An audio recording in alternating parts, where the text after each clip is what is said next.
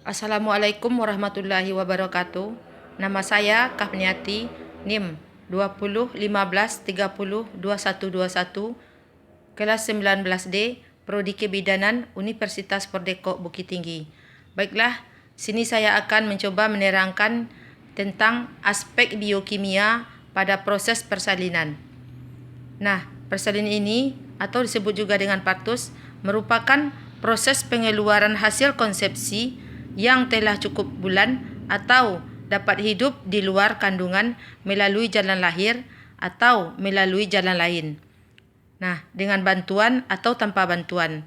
Proses ini dimulai dengan adanya kontraksi persalinan sejati yang ditandai dengan perubahan serviks secara progresif dan diakhiri dengan kelahiran plasenta.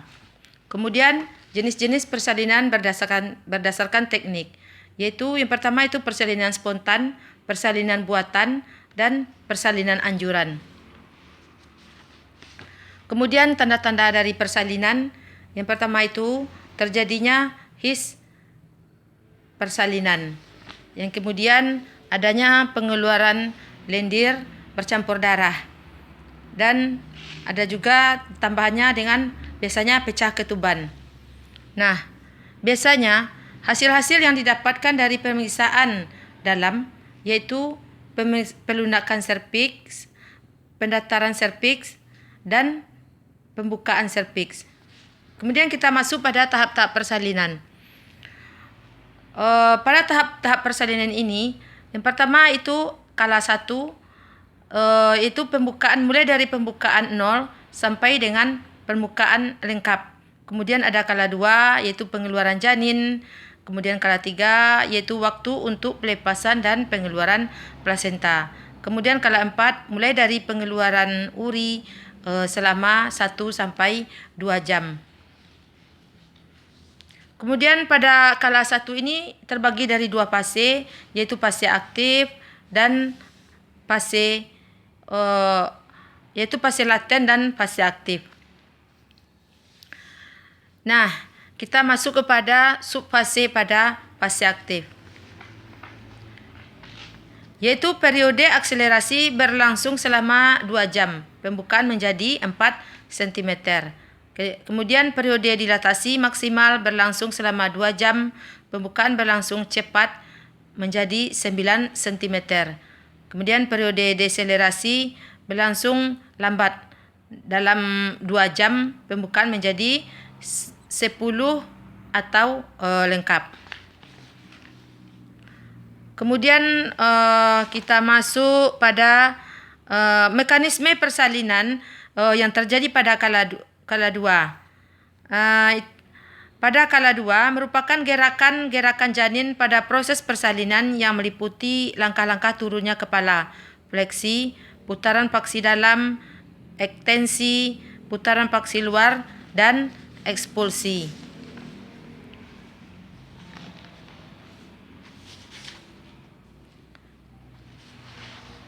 Kemudian kita masuk pada kala 3. Nah, pada kala 3 persalinan berlangsung sejak janin lahir sampai plasenta lahir. Setelah bayi lahir, uterus teraba keras dengan fundus uteri agak di atas pusat.